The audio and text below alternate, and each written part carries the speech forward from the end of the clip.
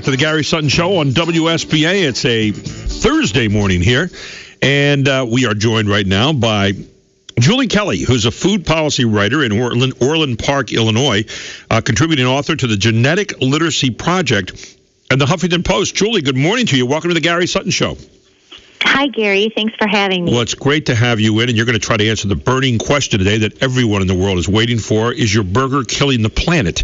I want to get to that in just a moment, but tell me a little bit about the Genetic Literacy Project and what you do in terms of writing for the Huffington Post.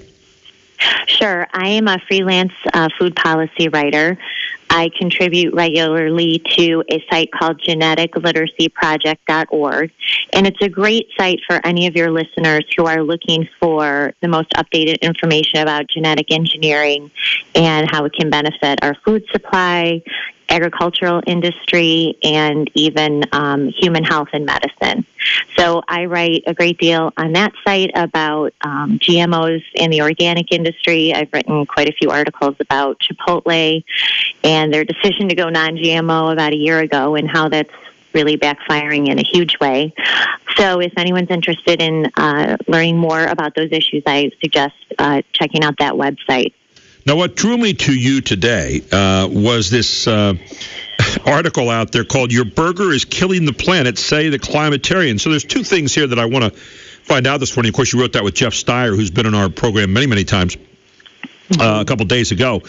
But I want to find out, first of all, what a climatarian is, so I know who's saying this, and then how our burgers are killing the planet. So what is a climatarian exactly?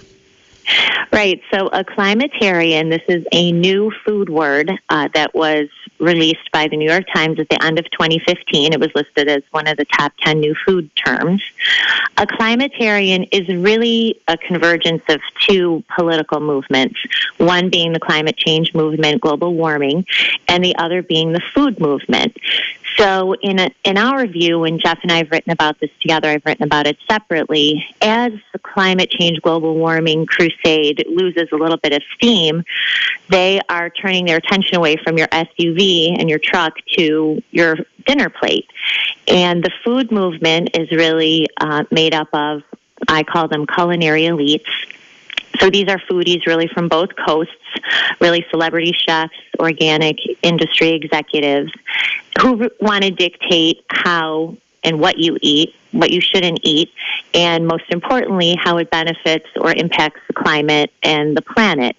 So a climatarian now, vegetarian is passé. Now the new term is climatarian. So it really means how you eat is influenced by your eating choices affecting the climate, how it impacts the planet. And so that's the new term. So even your eating now, every bite you take has become political, in other words. You know, Gary, it really has, and this is what led me to write about food policy issues about a year and a half ago, is the politicization of our eating habits. And not only are we just supposed to eat to be healthy, of course we are, and feed our families, but now every bite you need to consider how it impacts the climate, how the food workers were treated, if it's sustainable, a whole list of really political and ideological considerations. And, you know, I teach moms how to cook. This is how I got into this. And let me tell you, they're under enough pressure and stress and worry how to get dinner on the table. The last thing they really can worry about is the carbon footprint of their dinner they're trying to get their family to eat before they rush off to their evening activities with their kids. So it just is another added level of strain.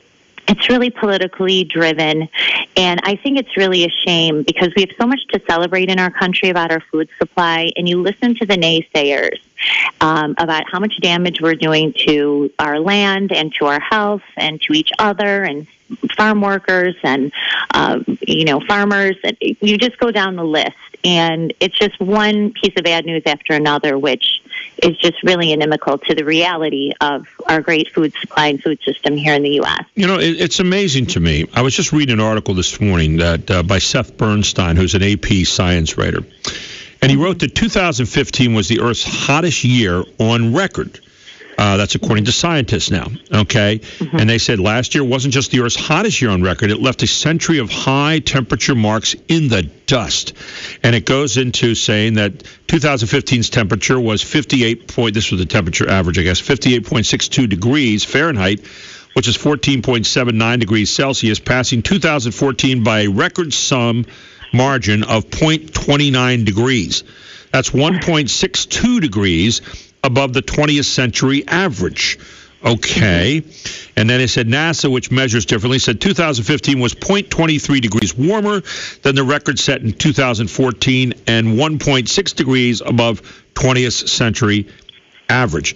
So I'm sitting there thinking to myself, all right, now, the point that they then make is this is the highest that they have ever measured in the 136 years that we've been keeping records, right? 136 years we've been keeping records. And this is a group that's in favor of this, right? And so they're saying, okay, 136 years we've been keeping records. This is the highest we've had. So I get to thinking, and just because I was, how old is the Earth? So I go back and I asked my smartphone a question. I said, how old's the Earth? So it comes up with all these different suggestions. So I go in and look at like some of the different ones. They said it's really, really old. You can't really know for sure. But the closest number that I could come up with was this one. 4,630,000,000 years old. 4,630,000,000 years old. And we've been keeping records as human for the last 136 years. Where does that register on that continuum? Let's just say that 4,630,000,000 years old is the answer, or somewhere in that neighborhood. You call it 5 billion if you want to round it off. Where's 136 years figure in on that, I wonder? Well, you raise a great point, Gary, and I'll tell you, climate change is one of those issues that I've kind of avoided for the last 2 decades just because I do view it as a largely political issue.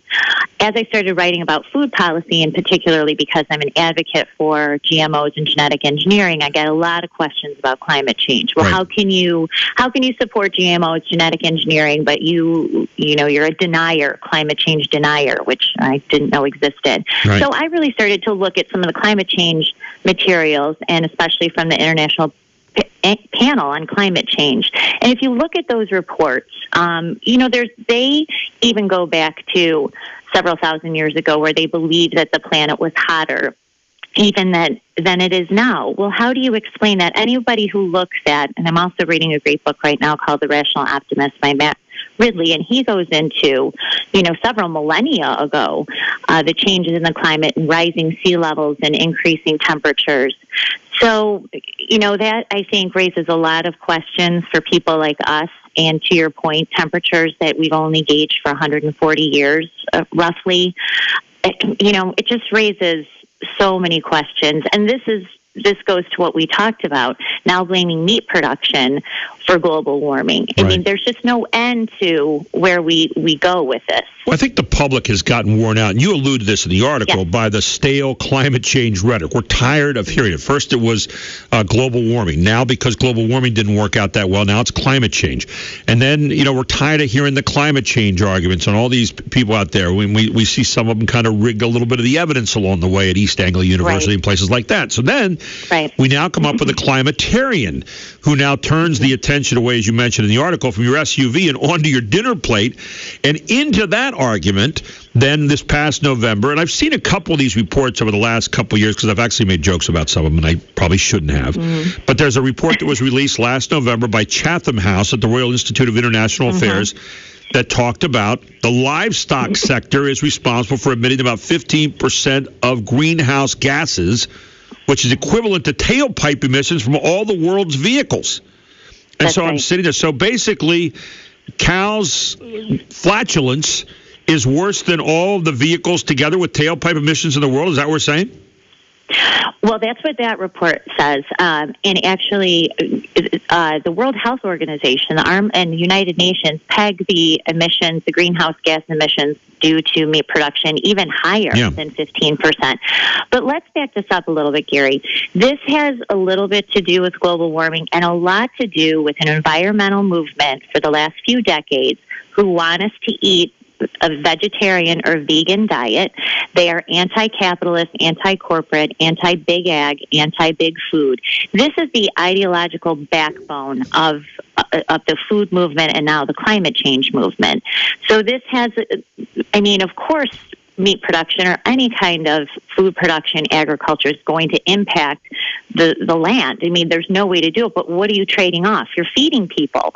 That has to be done. And the other study that we cite in there are a few, that now if you're trying to meet caloric intake to the levels that the federal government is suggesting, with a more plant-based diet, it has a higher impact on the planet than how most of us eat, because you can, of course, reach a certain caloric intake level on fruits and vegetables alone. You'd have to eat a lot of them. You need some protein somewhere along the way here. Do you stop eating fish? Do you stop eating chicken? Do you stop eating turkey? Do you stop eating shrimp? Do you stop eating any of that kind of stuff? Right. The whole idea, this idea of public fear about, and you mentioned it here in the article, about America's favorite protein, despite a dearth of scientific evidence to back it up. One of the things that's really interesting, they talk about the worldwide beef demand here. You talk about it in your article, yes, being about 75%, increasing by more than 75% by 2015. And you're saying that governments and environmental groups are working hard to persuade people that meat is not only bad for your health, it's also bad for the planet, which you mentioned there. But right. And the greatest line in here, you talk about meat is the new coal, right? Yes, that's what it is looking like. So take us inside that a little bit. Well, I think the environmental activists are very alarmed. As countries become wealthier, they consume more meat because it becomes more of a luxury. Right. At the same time, it benefits our population because meat is a brain food. There are certain nutrients, there's fat nutrients in meat that you cannot get from another food source. It's brain food. This is why I started feeding my kids meat at a young age, because that goes along with the science. Kids need fat. Kids need animal fat. And so they're very alarmed by this. The science continues to work against their agenda, whether it's genetic engineering, whether it's organic food. We also talk about that the yields are so much lower for almost every organic crop versus conventional or genetically modified. So they are trying to, as China's meat demand is going to grow, Argentina, Brazil, they're very alarmed. And so they're trying to tell these countries, not only, and also the report that came out last year from the World Health Organization, their cancer arm, that red and processed meat was carcinogenic with very weak evidence behind it, weak science. So they're really kind of spinning their wheels. And but this all goes to the point that they want people to eat this locally sourced, organic, non-GMO, vegetarian diet because it fits their political and ideological agenda. We hear this argument between people who say you have to eat organically, you can't eat, you have to eat stuff as it is, you can't eat the genetically modified foods. Give us a little bit of, where is the scientific evidence on that right now? Because I hear people calling and say, these people say GMOs, and you buy into that, Gary, and you just buy into it blindly. I'm not buying into it blindly, but I do listen to people, and I've yet to hear where that is hurting people in the long run. That would be my concern. Is it hurting people anywhere in the long run, the GMO foods? Yeah, it's not, and I'm glad that you raised that. First of all, people have to understand that all of the food that you're eating now has been genetically modified over time. Every fruit and vegetable has been modified or by plant breeders and farmers to yield certain traits. So everything that you eat has been genetically modified. Now, with the beauty of science, they can pinpoint genes that express certain traits, and they can do this a lot faster than, say, over generations of crop breeding. So it's just a speedier way to achieve what's been already done for millennia. So that's number one. People also need to understand that the organic industry is fueling the anti-GMO sentiment in this country. This has been going on for 4 or 5 years. Organic companies have spent tens of millions of dollars trying to pass mandatory GMO labeling initiatives in several states. All of them have failed. They set up front groups with environmental groups to scare consumers that GMOs are unsafe, which they are not. And because the organic industry has no science behind it proving that organic food is safer, it's healthier, it's more nutritious, or it's better for the planet. They don't have that to back up why people should buy organic food. So they have to flip it and scare people that genetically modified food is unsafe and unhealthy, therefore they should buy non-GMO organic food. That is what this is all about. And I think the listeners out there, particularly the moms who do most of the shopping and really pay closer attention to these issues, they need to understand there is really no scientific nutritional health reason to buy organic. Organic crop production also uses pesticides and herbicides, which I think is the biggest misperception about organic food, thanks to the organic companies who try to convince people that that's the truth. So this is all part and parcel to this political movement that's the food movement now partnered up with climate change movement. We're talking this morning with Julie Kelly, a food policy writer in Orland Park, Illinois, and a contributing author to the Genetic Literacy Project in the Huffington Post. She's going to be right back with us to answer the question about why President Obama even got on the bad list for climatarians this year. Oh, yeah. Earlier this month. And what about eating lettuce and a lot of these other things? Is that maybe worse in greenhouse emissions, gas emissions, and let's say eating, bacon? We'll ask that question to Julie when we come back here on the Gary Sutton Show. It's News Radio 910 WSBA. Welcome back to the Gary Sutton Show on WSBA. Julie Kelly is a food policy writer in Orland Park, Illinois, and a contributing author. I'm going to keep making her the editor to the Genetic Literacy Project and the Huffington Post. As we're talking about climatarians, and the climatarians earlier this month were a little bit upset with the Obama administration, weren't they, Julie? Yes, because basically the dietary guidelines for Americans, which are updated every 5 years, the climatarians, the vegetarian crew, anti-meat industry crew, wanted further limits to recommendations about meat consumption and saturated fat intake, and that did not happen under the new guidelines for 2015. Yeah. There are activists out there like Dr. David Katz, who's the president of the American College of Lifestyle Medicine, who's saying that today's hamburger, I keep wanting to hear Wimpy there, will gladly pay you Tuesday for hamburgers a day, will cause tomorrow's or Tuesday's global apocalypse, right? And he wrote down, and you had this quote in your piece, we know sustainability is a concern. We only have two choices. Honor that concern or dismiss it and knowingly eat at the expense of those to follow us. If the latter, then these cannot be dietary guidelines for Americans, but rather dietary guidelines for some Americans at the expense of their children and grandchildren. Pretty dire warning there. It is, and you would think, smart, rational people like us tune that out right away. But sadly, there are people who listen to Dr. Katz and actually believe that is the case, that meat production is going to end our world as we know it. But we've heard this about so many other factors. But he's part of this cabal that wants to limit, if not abolish, meat consumption. And as the science is moving completely in the opposite direction of what these people are saying, and that is really that there's little justification for limiting saturated fat and meat intake at all, and that really. And I don't know if hopefully some of your listeners have read the book, The Big Fat Surprise, that came out about 2 years ago. It really unpacks a very disturbing story of how the original science claiming that saturated fat caused heart disease really is flawed science, but it's been the basis for dietary guidelines for 35 years that have been promoted by the federal government and has led to a huge increase in obesity rates and diabetes rates and other weight-related diseases. And so, I think that started to turn around. Congress is now going to be investigating the science behind the dietary guidelines process. And so, a lot of what we've been told, this dogma for the last several decades, is really being called into question. And I think that's why the anti-meat people are scrambling and getting desperate. Yeah, let me ask you this question. With all the anti-meat people, then one would say, okay, then we're supposed to become vegetarians, I assume, for the most part, if less eating fish and stuff is okay. But then you come up with some research that says maybe eating lettuce, for example, and we do see in the USDA recommended diet more fruits, vegetables, dairy, and seafood is more harmful to the environment because those foods have relatively high resource uses and greenhouse gas emissions per calorie. Who'd have thunk? Well, even and that was a study that was released about a month or two ago from Carnegie Mellon.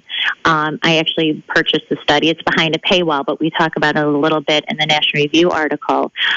If you changed your diet to the recommended USDA diet of more fruits and vegetables, and also tried to reach their recommended caloric intake, about 2,200 calories per day, plus had to build in the food waste throughout the system of about 34% added calories. So call it 3,000 calories.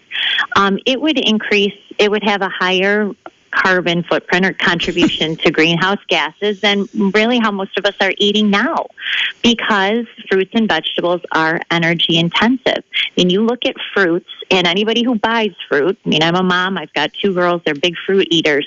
I mean, you have to buy it, it's got to be gone in a matter of a few days, otherwise it spoils.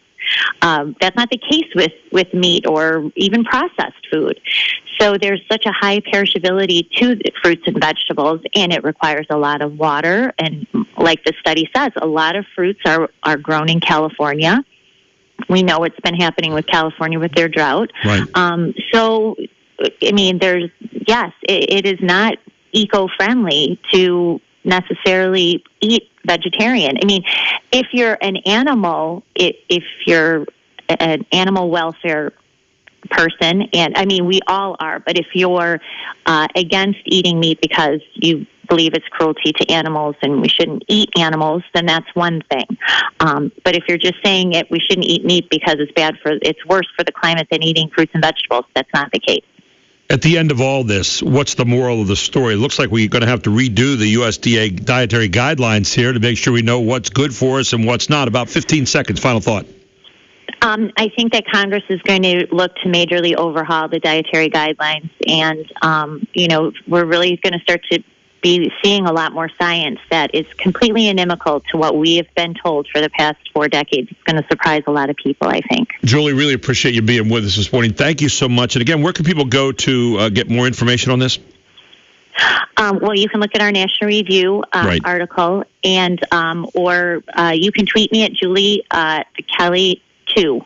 Twitter. There you go. And National Review article, Your Burger is Killing the Planet, say the climatarians. Julie Kelly and Jeff Steyer co-wrote that. Julie, thanks so much for being with us this morning. Really appreciate the information. Thanks, Gary. I appreciate it. Thank you. And a lot for you to consider out there, all here on the Gary Sutton Show. And thanks to Julie for joining us here this morning.